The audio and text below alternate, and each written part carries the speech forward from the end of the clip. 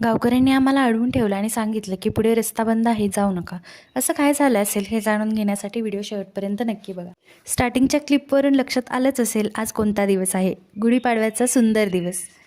सुंदर दिवसाची सुंदर सुरुवात एक कप चहाने झाली. यानंतर तयारी सुरू झाली ती गुढीची काठी उभारण्याची.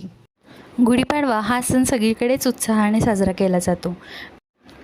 हा सण 3.5 मुहूर्तांपैकी एक मानला जातो. चैत्र महिन्याच्या सुरुवातीला गुढीपाडवा हा सण साजरा केला जातो. या दिवशी मुख्य दारावर गुढी उभारली जाते, जी समृद्धी आणि विजयाचे प्रतीक आहे. यानंतर अंगणामध्ये छोटीशी रांगोळी काढून घेतली आणि आम्ही देखील गुढी उभारली.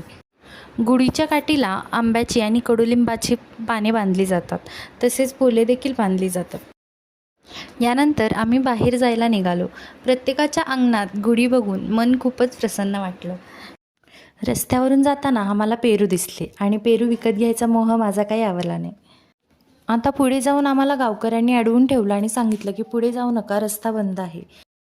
आता व्हिडिओ बघून तुमच्या लक्षात आलंच असेल की आमचा रस्ता का अडवला होता. इथे शर्यती सुरू होत्या आणि त्याच्यामुळे आम्हाला सांगितलं की पुढे जाऊ नका.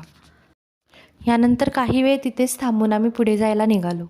इथे वातावरण खूपच सुंदर झालं होतं. एकीकडे पूर्ण ढगाळ वातावरण आणि पावसाचं वातावरण झालं होतं, तर दुसरीकडे पूर्ण उन्हाचं वातावरण होतं. असं सुंदर वातावरण बघत आमचा सुंदर प्रवास पूर्ण झाला आणि आम्ही आमच्या डेस्टिनेशनवर पोचलो. तर असा होता माझा दिवस. पुन्हा भेटू पुढच्या व्हिडिओमध्ये. बाय.